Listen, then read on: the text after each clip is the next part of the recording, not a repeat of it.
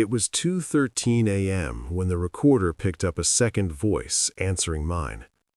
I didn't hear it in the room, not then. Only later, when I replayed the audio in the safety of my hotel room, did the truth sink in. My name is Daniel Mercer. I've spent 15 years working alongside licensed clergy and field investigators as a researcher of alleged demonic activity.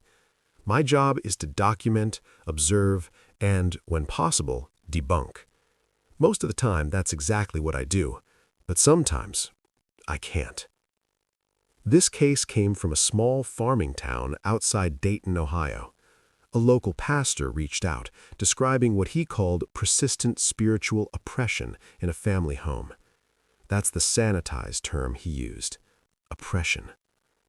We arrived on a crisp October afternoon. The Whitlock House looked ordinary. Two-story colonial, white paint peeling near the shutters, an old swing creaking faintly on the porch. Wind chimes clinked in the breeze, but the sound felt off. Harsh, metallic, like the notes themselves were tense. Nothing about the house screamed evil. Inside, however, everything changed. The air felt heavy, dense, pressing against my chest as though I'd entered a different atmosphere. The subtle scent of old wood and dust carried something more, a faint chemical tang I couldn't identify. Mrs. Whitlock met us at the door, pale, sleep-deprived, fingers constantly rubbing together as if washing away something invisible. "It doesn't like when we talk about it," she whispered. Her voice trembled.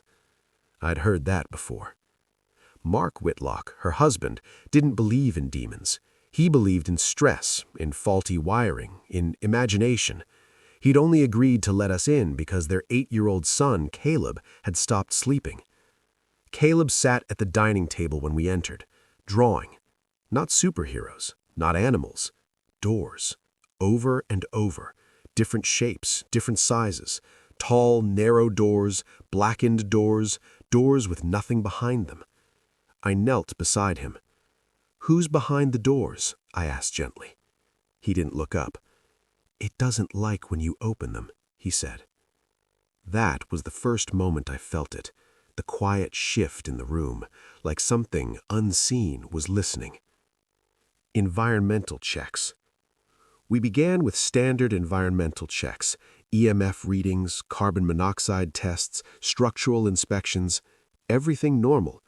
Yet every time we approached the hallway near Caleb's bedroom, the audio equipment crackled with low static, almost like breathing. The house had its own rhythm. Even during the day, shadows seemed thicker in corners. Doors that I was certain I had closed would be slightly ajar when I returned. The swing on the porch sometimes moved as though pushed by invisible hands.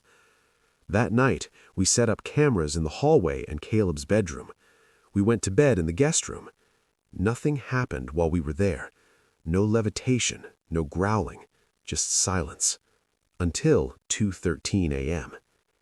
We were reviewing footage in the living room when the hallway camera flickered. Caleb's bedroom door slowly opened. No one was there. Silence. Then, from the audio recorder clipped to my jacket, a whisper. "You left it open." I froze. Mark was asleep upstairs. My assistant, Rachel, was sitting across from me. She hadn't spoken. I rewound it, played it again. "You left it open." The voice was layered beneath mine, perfectly synchronized, like it had been waiting to speak under my words. Rachel's face drained of color. "She didn't come from the hallway," she said. "No, it came from the living room." The second night we stayed alert. I moved the cameras closer, monitored every angle. At precisely 3:01 a.m., Caleb began screaming. We ran upstairs. He was sitting upright in bed, staring at the closet. "It's open," he cried. "You opened it." The closet door was closed, but the temperature in the room had dropped drastically. My breath fogged. I reached for the handle, and for a split second, I saw it. Not clearly, not fully, just the suggestion of depth. The closet didn't look like a closet. It looked like a hallway stretching far beyond the house. Something shifted at the far end. I slammed the door shut. Temperature normalized instantly. Caleb stopped screaming. The next day, we conducted a blessing. As the pastor recited scripture, the kitchen cabinets began to tremble, light bulbs flickered, wind chimes outside clashed violently despite the air being still. Finally, Mark broke. "I don't care what it is, just make it stop." Even as the words left his mouth, the house seemed to hesitate, almost like it had considered his demand. After the blessing, the house felt lighter. Caleb slept through the night. No whispers, no movement. For the first time, the air seemed ordinary again. We closed the case. Or so we thought. 3 weeks later, I received a package, no return address. Inside was a drawing, a door, and written beneath it in a child's handwriting, "You left yours open." I rushed to my audio recorder logs. There it was, on every single audio file since that night, a second voice, perfectly synced under mine, half a second late. I replayed it again and again. Each time the whisper lingered longer, waiting, patient. I no longer work cases inside people's homes, because I don't know if it stayed there or if it followed the one who opened the door. Sometimes, at night, I hear faint whispers in my own apartment, subtle enough to doubt myself. But every time, my recorder catches a faint echo beneath my own voice, perfectly synchronized, half a second behind. Doors in my apartment creak open. Shadows stretch too long. And I wonder, was Caleb right? Did I leave it open?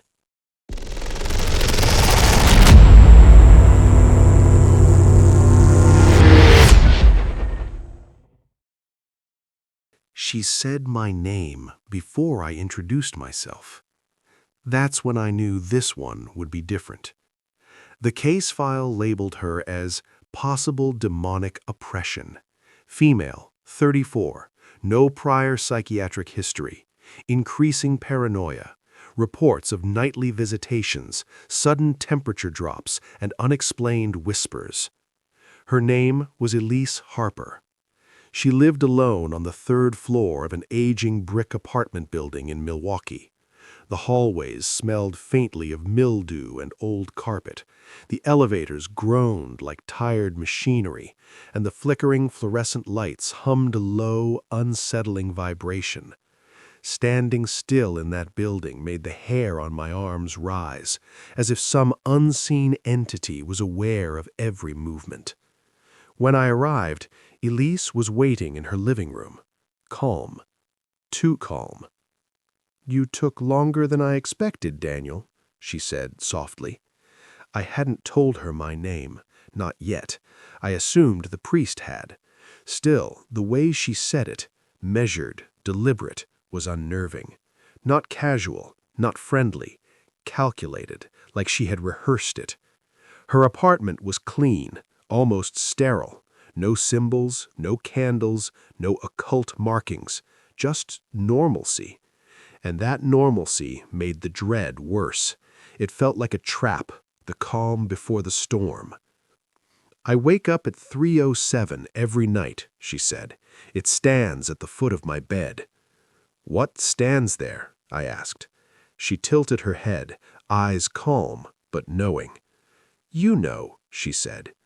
I didn't, but I had heard similar descriptions: shadow figures, oppressive presences, sleep paralysis, experiences that felt like reality but resisted explanation, leaving victims questioning their own minds.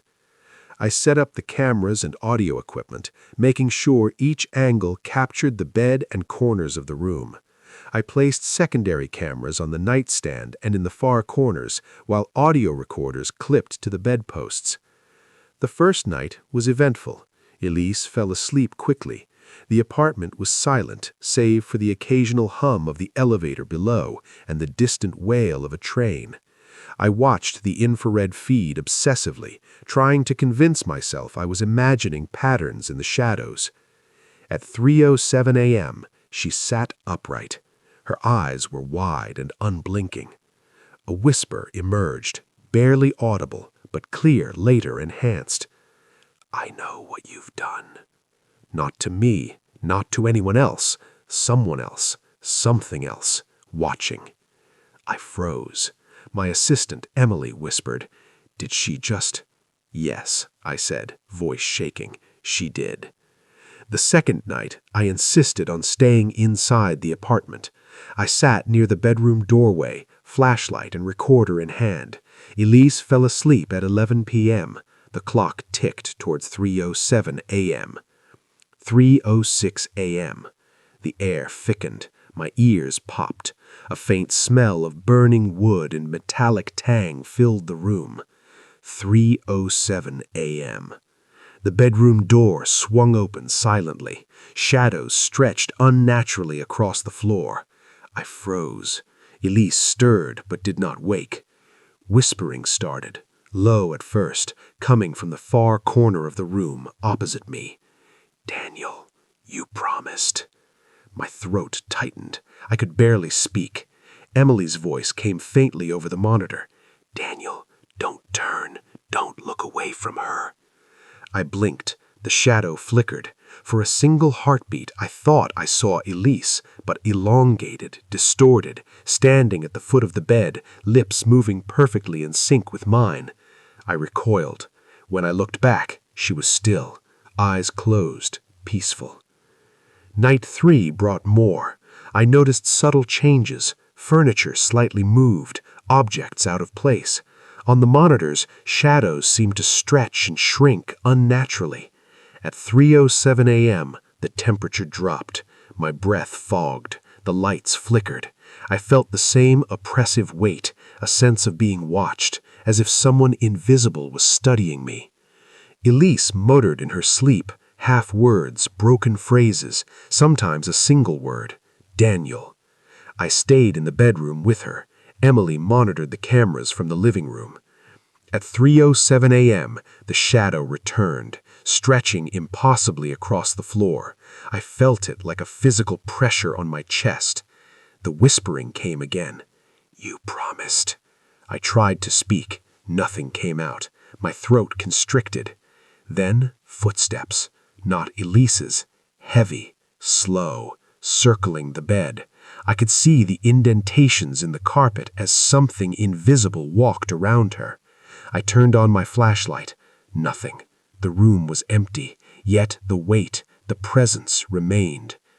Week 1.